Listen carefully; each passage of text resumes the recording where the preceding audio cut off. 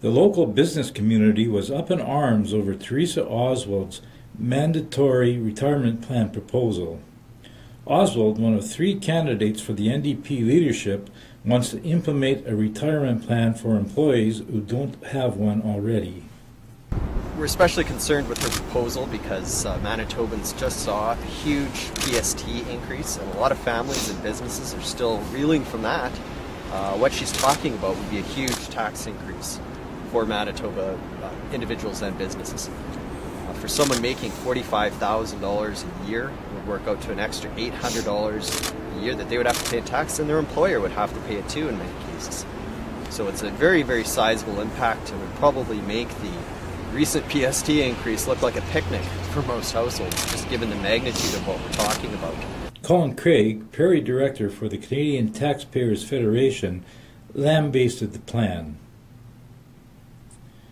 Yeah, it seems almost like she's trying to court party support, which is obviously different from the general public. What is clear is that this would have a huge negative impact on both the economy, individuals' wallets, and businesses. It's a tax, of course, because it's not voluntary. This is something that she's talking about that people would have to pay into. And it certainly goes against what a lot of people would believe is their freedom to decide how they want to invest their dollars. Some people might feel that they could do a better job of investing their money than simply being forced to give it over to the government in another tax scheme. Yeah, it's a very nanny state approach for Ms. Oswald to suggest that people aren't responsible enough to plan for their own retirement plans, that she should have to come out and create some grand scheme. The problem right now, a big problem in this province, is that you look at what the government should be focused on, and it's not doing a very good job. We pay some of the highest taxes in the country. When you look at our education levels, they're trailing the nation. When you look at our healthcare wait times and the services that people receive, often we're not at the front of the pack. When you look at our jails, they're overcrowding. You look at all these things the government is supposed to be focused on and spending their money on, and they're not doing a good job. How could we trust them to start up a brand new pension scheme for which they have absolutely no experience running that type of thing? Opposition leader Brian Pallister was incredulous. This proposal, it's a pension tax proposal, and it's in keeping with the credit card campaign that the NDP candidates are running. Look, let's understand something. Over the last 3 years, the NDP government, which promised not to increase taxes, has increased the tax load on Manitobans by more than $1,600 per year.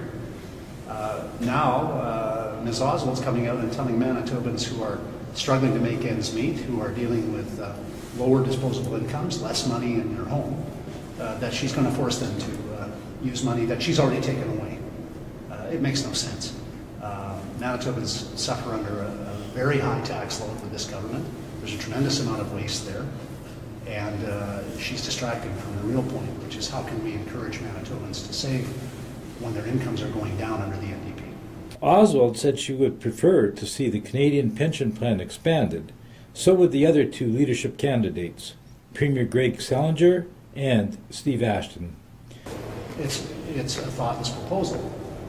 It makes no sense. This is a government that promised it wouldn't increase the tax load. It increased the taxes on cars, cottages, home insurance, haircuts, you name it, and left less money with Manitoba small businesses and less money with Manitoba citizens who are working hard to try to keep ahead of their bills.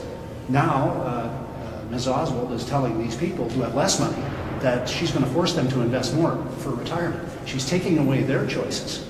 She's taking away their right to decide how to invest their own hard-earned money. And I don't agree with that, not for a second. Certainly with a proposal like this, she's proposing something that fits right in with the NDP mandate of increasing taxes on people. So maybe she's well suited to the job, not as a premier, but as leader of the NDP. Jim Bender, Winnipeg Sun.